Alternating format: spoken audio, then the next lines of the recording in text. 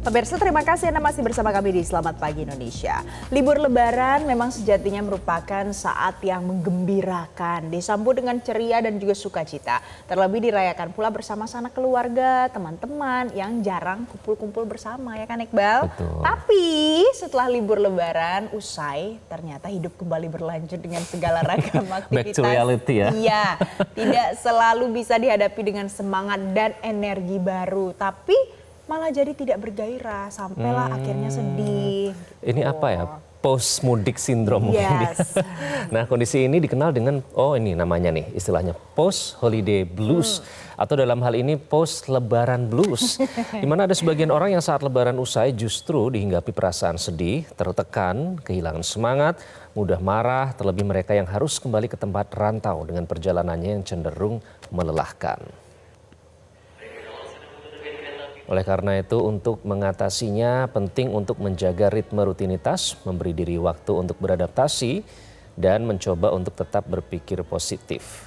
Tidak hanya itu pemirsa, ini tentu juga harus menjaga kebugaran fisik. Kemudian ini adalah tujuannya supaya tubuh kembali berenergi dan tidak terbawa sedih hatinya setelah lebaran usai.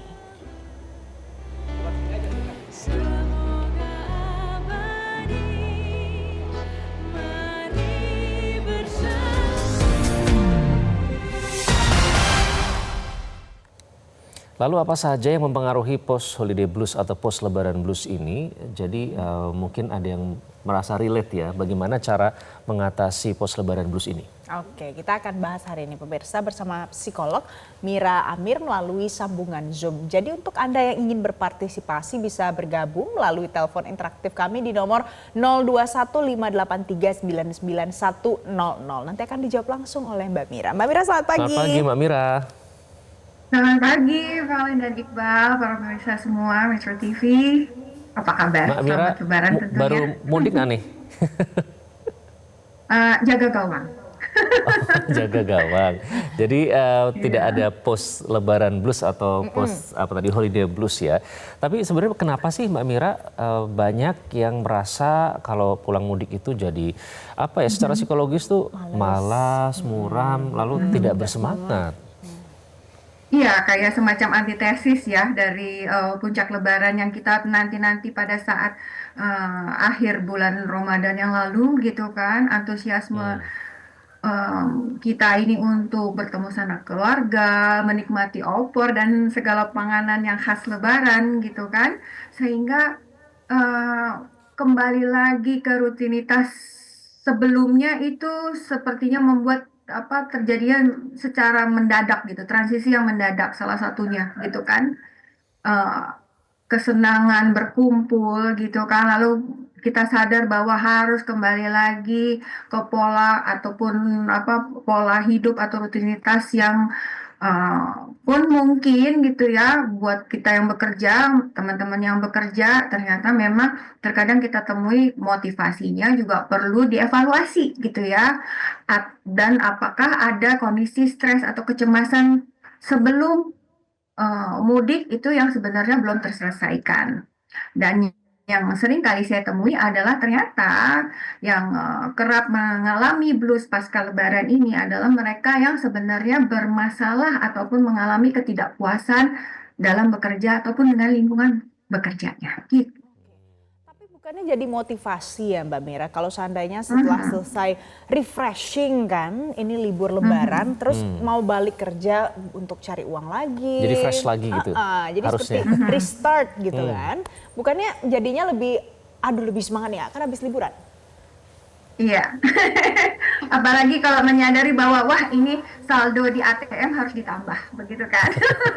Gitu ya. Jadi buat banyak teman itu menjadi motivasi tersendiri. Ayo kita balik lagi untuk mengejar rezeki, memburu cuan-cuan gitu. Itu bisa jadi motivasi tertentu gitu ya.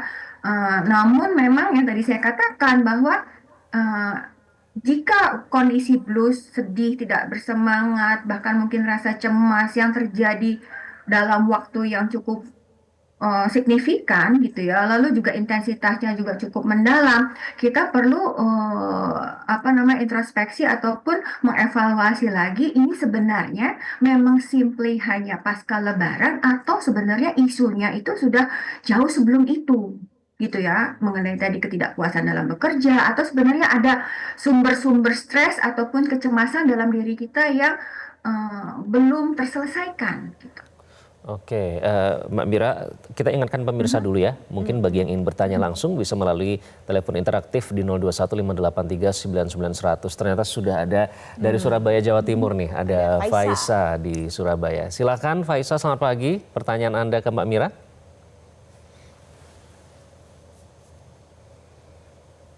Halo Faisa, selamat pagi. Iya. Silakan Faisa.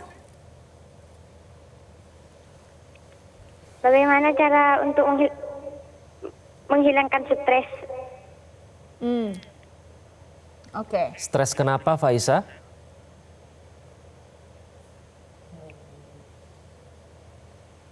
Baik, sayang sekali tampaknya ada kendala komunikasi dengan Faisa. Cara menghilangkan Stres. stres. Macam-macam kali ya. Mbak Sebenarnya Mira. faktornya penyebabnya macam-macam Mungkin ya. stres karena kerja gitu, bosen gitu Ya. kan. Nah tapi mau balik lagi, tapi stres. Gimana Mbak Mira?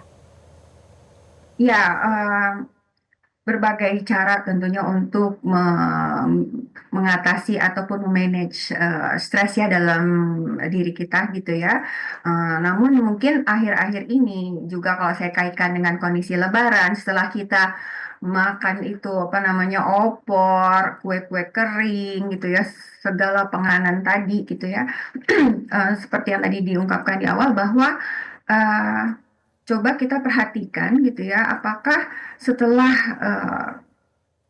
mengkonsumsi itu semua kita perlu melakukan exercise, lakukan kegiatan-kegiatan fisik gitu ya, seperti jalan pagi, mungkin yang suka berenang, suka senam, lakukan lagi kegiatan seperti itu merupakan salah satu cara ampuh untuk mengatasi kondisi stres karena dengan melakukan aktivitas itu hormon endorfin kita kembali on kan gitu ya. Itu bisa mengkompensasi stres yang ada dan mengembalikan rasa bahagia dalam diri kita.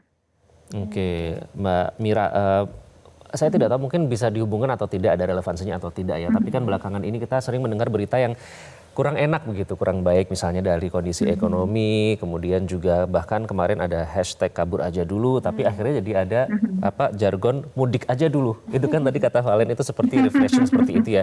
Nah, apakah hal-hal seperti itu yang kita dengarkan sehari-hari itu turut mempengaruhi kondisi psikologis kita, Mbak? Iya.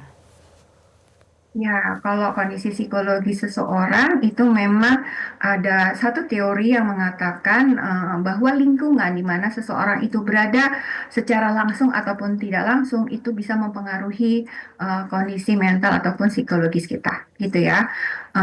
Bayangkan memang ketika kemarin saya pun bersilaturahim, mohon maaf, isi percakapan ya tidak jauh dari seputar kondisi ekonomi yang eh, kurang ini ya kurang kurang bersinar gitu kan, lalu beberapa teman juga mengamati nilai tukar rupiah gitu yang ada gitu kan, jadi ya itu kondisi eksternal pastinya langsung ataupun tidak langsung mempengaruhi suasana hati kita Mbak pada Mira, akhirnya. tapi kan itu setiap hari harus dihadapi oleh masyarakat, tidak hanya satu individu saja. Jadi mengapa responnya untuk beberapa individu ini setelah pulang balik ke Jakarta kok malah sedih? Mengapa responnya sedih? Sedangkan semua orang mengalami hal yang sama. Ya, karena itu kembali lagi juga ada satu hal lagi yang eh, terpaut dengan aspek kepribadian seseorang. Contoh gitu ya, pada saat bersilaturahim, kita juga bisa mendapatkan kondisi pada teman-teman yang cenderung introvert itu adalah mudah sekali mengalami social battery yang menjadi turun gitu ya. Jadi interaksi yang memakan waktu cukup lama, lalu bertemu dengan beragam karakter sanak saudara gitu yang membuat dia menjadi lekas lelah gitu ya. Apalagi ketika percakapan-percakapan yang terbentuk adalah membawa nuansa yang kurang positif gitu. Pesimis Jadi ya. ya by the Baik. end of the day itu rasanya melelahkan sekali, bisa menjadi Jadi kalau draining istilah out anak sekarang seperti tuh itu. burn out gitu ya, kelelahan mendengar semua kabar Iya. yang ada di sekitar kita. Mbak Mira, kita coba dengarkan yuk pertanyaan dari Hozim yang ada di Jember. Silakan. Mas Hosim, silakan pertanyaannya.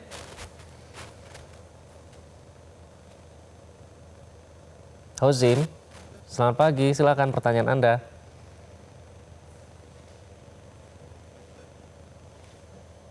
Oke. Baik, Terputus tampaknya ya, Iqbal ikut ya. stres nih sambungan teleponnya. Di sambungan telepon pun terputus.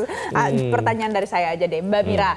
Jadi kalau misalnya nih ada orang di sekitar kita yang mungkin terlihat stres, murung, kok sedih setelah pulang kampung, balik ke Jakarta. Apa respon yang paling wise yang bisa diberikan? Kita bisa menawarkan kepada orang tersebut gitu kan, apakah ada sesuatu yang ingin dia sharing dengan kita gitu ya, sehingga kita sebagai orang yang berada di dekatnya bisa menjadi apa ya istilahnya, jadi shoulder to cry on gitu ya, jadi menjadi mendengarkanlah, minimal hadir untuk dia.